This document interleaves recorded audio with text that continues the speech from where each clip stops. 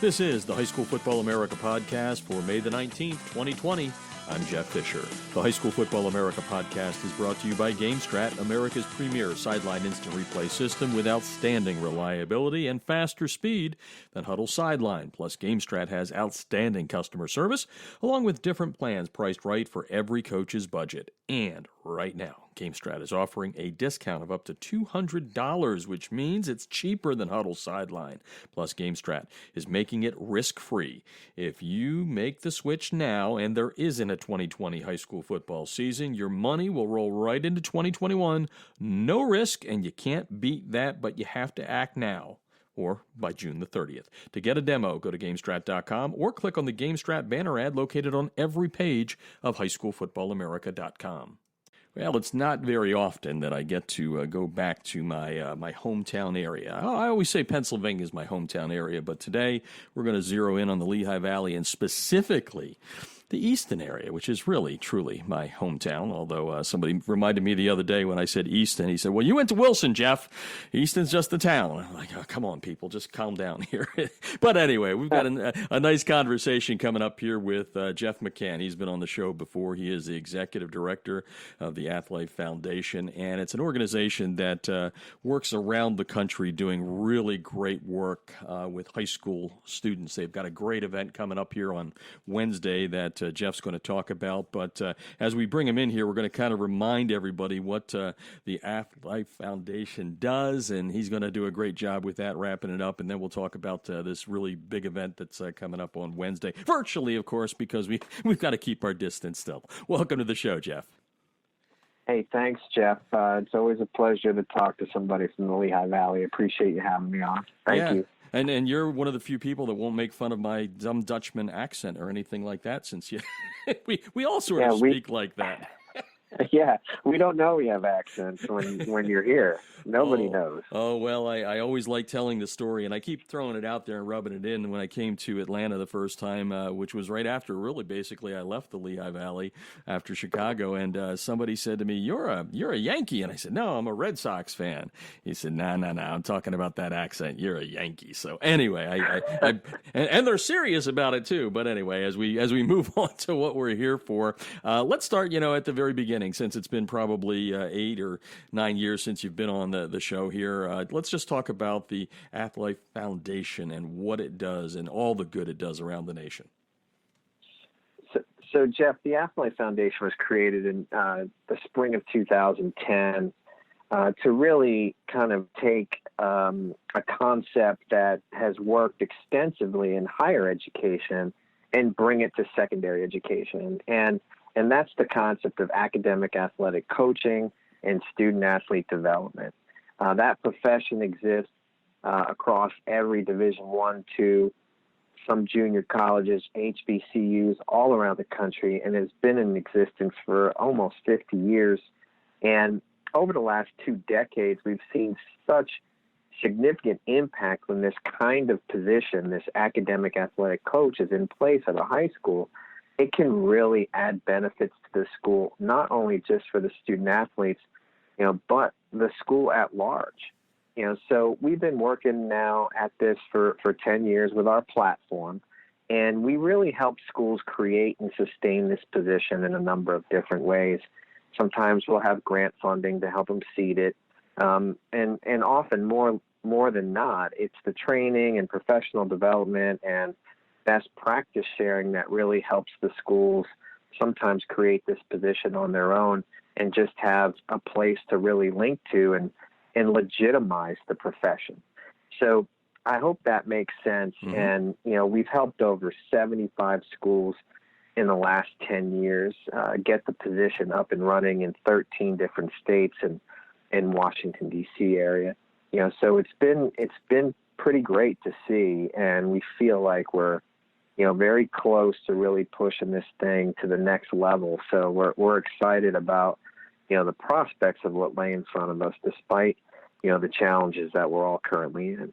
Yeah, and the one thing that and folks, Jeff and I actually talked, I guess about a week ago, setting up this interview, and one of the things we discussed, and I've seen it around the country in various schools, when it comes to these academic athletic coaches, I think most times, Jeff, and I don't know if you agree with me or disagree, but I think most people, when they hear that, they're like, oh, it's only about keeping kids, eligible to play the game, blah blah blah. But that's really not the case. And what I found in my own personal experience, and I want to hear what you think about this and what you've seen, is it is A, academics first, and B, it kind of spreads out from the football program throughout the school. And I think you touched on that a little bit at the beginning, but give us your own personal experience on how this really helps the academic side of things.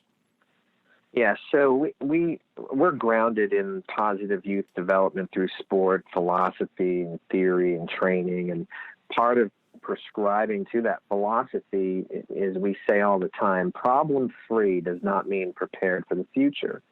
So what a wonderful opportunity, high school sports presents. We all talk about this all the time. Sports can teach you these life lessons, and but we find that unless you're very purposeful and intentional about that, then a lot of those lessons, don't stick. So with the academic athletic coach piece, it's, right, the academic piece, starts to become very prevalent and important. And for a lot of student athletes, that's natural. But there's also this wellness and life skills and leadership and career development aspect to the position, that really can help a kid be prepared for the next step when they leave high school, whether they pursue their sports career or not in college. We know that that's a byproduct of sport participation and some of the work that we do, but the large majority of kids that are in the high schools where these positions exist currently and beyond that, they're just going to go to college, or they're going to go pursue a career or make other options available for them based on what they've learned about themselves through this right kind of sport experience at the high school level. Yeah, and putting that transition in their mind from student athlete to, maybe a collegiate athlete, maybe not, as you said. And I think that's so important to a young man these days. Jeff McCann, he is the executive director of the AthLife Foundation, again, doing wonderful work around the country. We're going to talk about one of the events they have coming up on Wednesday. But, one of the things that I really liked is you were talking to me last week and, explaining where you've expanded over the last 7 or 8 years since we last spoke was, this platform is going into some areas where this is really needed. And I don't know if I like using the term bad area, but I guess we use that to make it make sense. But at the end of the day, you guys are going in and helping kids that, may not, you may have a situation where a kid doesn't have a dad, a mom, maybe being raised by grandparents and all that. So talk a little bit about that. Is that an intentional focus for your organization?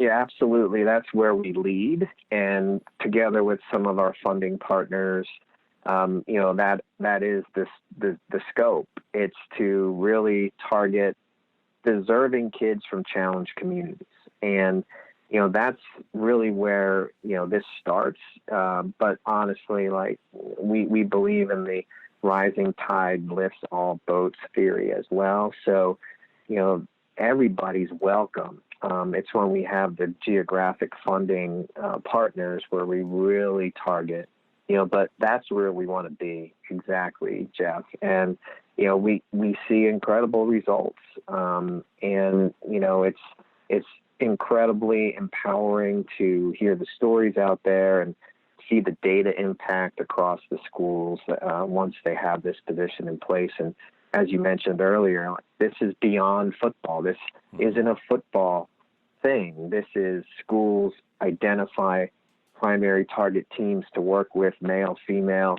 They choose how to begin to build their student athlete development program, through this position in place. So they're empowered to create their own program that means something to their community and really inspire their students across the board. Yeah. So that's a little bit of a different approach than kind of a packaged outside-in program. We're more of a platform, and we take this inside-out kind of approach to helping schools.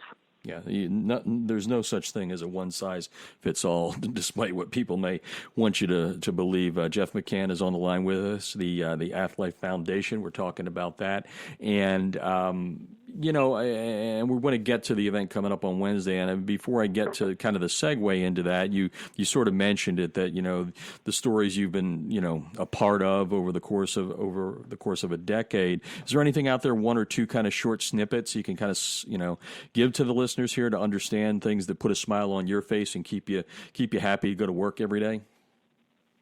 Yeah, I think one of our big blossoming stories that's ongoing comes out of Staten Island, New York, and Curtis High School. And a couple of years back, an assistant principal had come out. We were on a visit, myself and our CEO, John Harris, and he came out of his office and gave my CEO a huge hug. And John's kind of looking at him. He's like, I'm giving you a hug because for the first time in comprehensive public high school history on Staten Island, we had an over 80% graduation rate. And he had attributed it to the student athlete support program there, which is called Forward Pass, and the work of the academic athletic coaches that were in place. So, I mean, it is those kind of stories, and then, some of the individual accomplishments like here in the Lehigh Valley or small group, several years back, William Allen, their football program was having some challenges with kids with post-high school planning, and, they made some adjustments and, really drove that college planning and enrollment number up to over 85% of their seniors that were, going on to college. And, in Allentown, PA, they also struggle with graduation rate as well. And, we see this consistently across the board. It's graduation rates are always 95% or above the 4-year grad rate for student athletes that are in this program. And again, I think there's a myth out there that, it's you play sports, of course. No, it's back to this. You need to have intention, and you need to be very purposeful in what you do. So if you imagine being in front of a room full of 60, 70, 80, whatever student athletes on a team, and the coach introduces this new coach who has nothing to do with on the field or on the court, you've changed the dynamics and the expectations instantly. So that's the beginning of what we like to see or call, the culture change effort that goes on inside of the school, where really it can ripple across not just the athletic department, but also impact the school in a positive way. Yeah, and I'm very familiar with the Allen School District and the hurdles that everyone has, their student athletes and just students in general. And I think one of the things that I like about your program is, the phrase, peer pressure gets thrown around a lot. A lot of the work we do in the Chicago underprivileged communities, peer pressure results in bad things. Usually they say that, but I think with what you're setting up here in the foundation that you're building, the peer pressure of, as soon as you get one kid to buy into it, then the peer pressure goes the other way, right? Well, so-and-so's got to get his grades up, and then he kind of pushes the other kid. I mean, it's kind of like a domino effect, snowball effect, if you will. I mean, have you seen that in the past once that light bulb goes on with some of these kids? Yeah, absolutely. And then it becomes a more powerful asset and ally than any single adult or coach could even provide. So the peer culture changing is the ultimate, that then in turn allows the adults, the coaches to really dig in and develop even more for the kids, so, it does snowball, it will domino, and it is a very, very powerful effect once it takes root.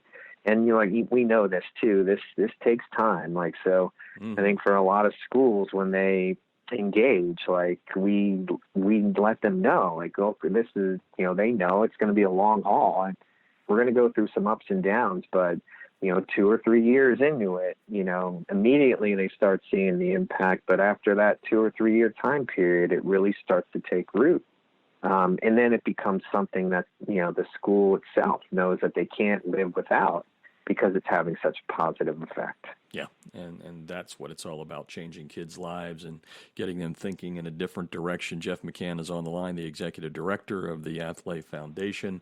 The website, if you want to check it out, is athlifefoundation.org. I think I said this last time. That's a tough one for my tongue for some reason. I'm sitting there making fun of my dumb Dutchman. But anyway, the AthLife Foundation, and it's .org. You can check it out. We'll put it up on the website as well so you can see and click to and find out exactly what they're doing. And I guess it's time to transition. We're talking about, academic athletic coaches and all that, but you're also doing some other things. As you said, it's a platform. And what better time to have a platform than during the coronavirus pandemic, where we all can't get together? And you guys have a pretty big event coming up on Wednesday with some NFL players. Talk a little bit about that and what you're attempting to do with this event. Yeah, so a couple of weeks back, we noticed that, maybe last month we saw some of this activity out there in the world where, some high-profile people were dropping in on college classes virtually, picking up people's spirits, et cetera. And, through our parent organization, AthLife Inc., we have this incredible network of professional and post-professional athletes that really respond when, they're asked to do things. So we're like, hey, why don't we do something? And we started what we call AthLife Pro Day, where we're matching up high schools to current and former professional athletes, and they drop in virtually on team meetings or virtual study halls or a class. A couple of weeks back, we had Jason Garrett, the offensive coordinator for the New York Giants now, and he dropped in on a class in Brooklyn, New York, James Madison High School, and it was half of a sport and statistics class, and half of it was the football team. So this kind of took off, and it really has an impact. The kids just are so appreciative of, somebody taking time out of their day to talk to them. That's not their teacher, not their regular coach. It's, and the messaging has been outstanding. Last week, Chris Manhertz, a tight end for the Carolina Panthers, dropped in on RS Central High School in North Carolina. And then, of course, we have this coming up on Wednesday, where it's not so much of a drop-in, but multiple schools are going to be able to access this Pro Day panel, and it's being led by, tight end, former Washington Redskin Vernon Davis, who also went to the University of Maryland. It's also being, participation is also from Phil Costa, who is a board member of the AthLife Foundation. Phil played for a number of years for the Dallas Cowboys, another University of Maryland grad. He actually wrote a book, The Transition Playbook for Athletes, and he's going to lead this panel discussion. And then the third participant is Casso Nelson Jr., who's a second-year NFL player. So we're working right now to kind of have some high schools, get to their junior, senior, sophomore, freshman student-athletes football. It's called the Pro Day Panel, Get the Edge, Transition Tips for High School Football Student-Athletes. It's happening Wednesday, May 20th at 3:30 virtually. And people can access that or find that through athlifefoundation.org. And this rests on our resource platform, which is the 3ACE Connected Community. And, that's where all the academic athletic coaches, and ADs and around the country are locked in and really sharing resources and really helping promote some of these opportunities for the kids. And it's neat too, and we all have this kind of decompressed time, right, as we stay away from each other and all that. And when the news cycle is going like it is, a lot of times on ESPN you hear about all the bad athletes and all that, but you're getting also to see on your side the good side of athletes, that give back. And you mentioned Jason Garrett already, and you said he has some give back going on at his alma mater there at Princeton. Can you talk a little bit about that? Yeah, so Jason Garrett, Jason Garrett Starfish Charities has been involved with us for a number of years. For 18 years, they've done a football camp at Princeton University in June, largely attended by schools that have academic athletic coaches that work with the AthLife Foundation. It's been a wonderful relationship. He and his wife, Brill, are just, unbelievable people, so giving and generous of their time and resources. So since the last 4 years, they launched a scholarship campaign where they've given away over $140,000 in college scholarships to kids that go to this camp. And they call it the Make a Difference Challenge, where kids have to create community service policy proposals and address a need in their community. And what we found is that when the kids do that, then they go back to school and implement the program plan. And it has a ripple effect that you can't really put a price tag on. So, it's incredible what they've done. It's incredible what they've ignited. And, just being able to participate in a number of different things with them has really helped us elevate, especially up here in New Jersey, New York, Pennsylvania, and Connecticut. Those are the schools that have access to something like this.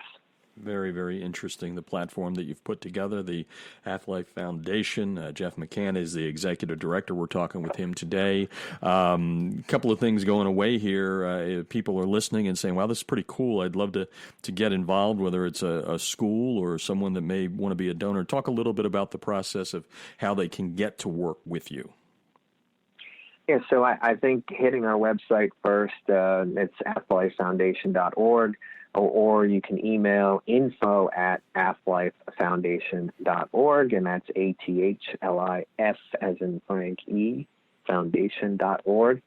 You can see a bunch of our resources on that website. It'll also help you connect to 3ACE, which is the Alliance for Academic Athletic Coaches and Educators, which is a big part of this platform for resource sharing. So, those are the best ways to kind of get involved and engage with us right away. And, we're welcome and open to speaking with anybody that has an interest in helping create this profession in secondary education. The time has come. It's critically important. And, we feel like we're on the cusp here of a really big national movement. Yeah, no, and that's what I wanted to kind of finish up a little bit with there, which would be, how far do you see this going? I mean, obviously, there's 20,000 high schools in the country. What would put a smile on your face if you had X percent? Do you have a number in mind that you would love to see? I would love to see it in every school because I think it's that important. But what's kind of a goal you think would be a good one to have in mind?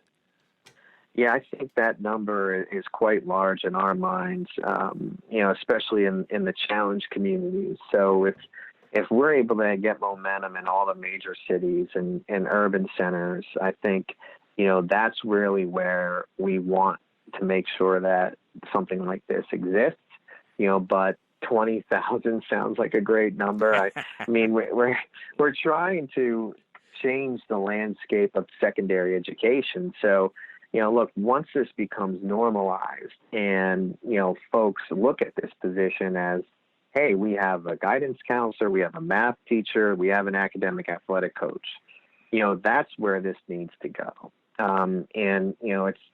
It's something that we know everybody that we've experienced that really digs in on it has tremendous success. So, why not? So in order for us to do that,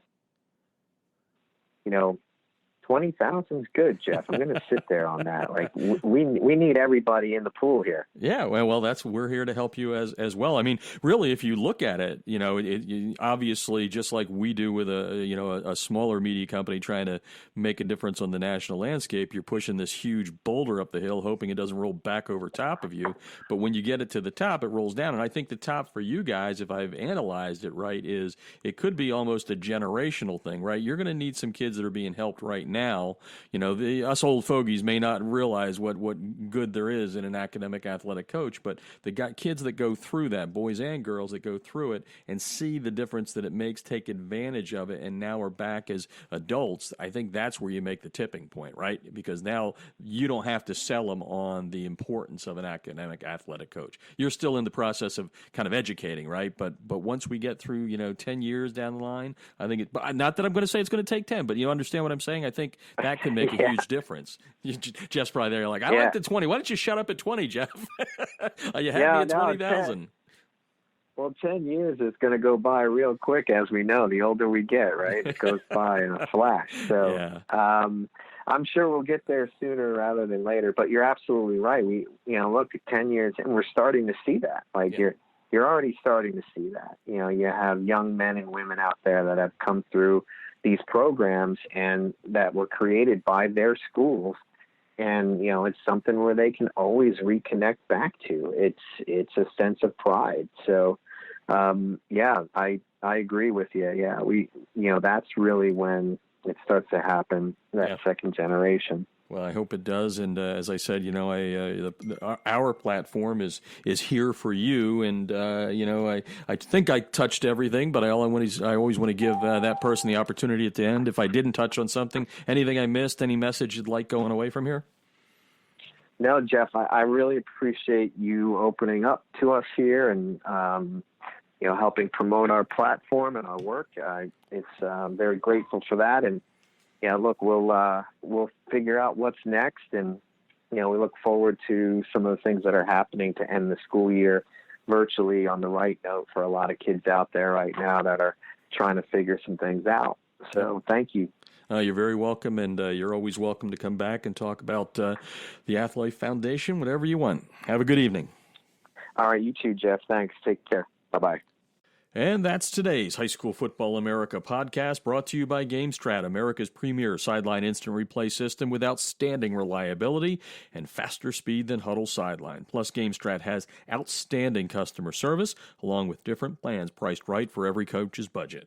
And right now, GameStrat is offering a discount of up to $200, which means it's cheaper than Huddle Sideline. Plus, GameStrat is making it risk-free for you coaches out there. If you make the switch now and there isn't a 2020 season, your money rolls right into 2021. No risk, and you can't beat that. All you have to do is make sure you act by June the 30th. To get a demo, go to GameStrat.com or click on the GameStrat banner ad located on every page of HighSchoolFootballAmerica.com.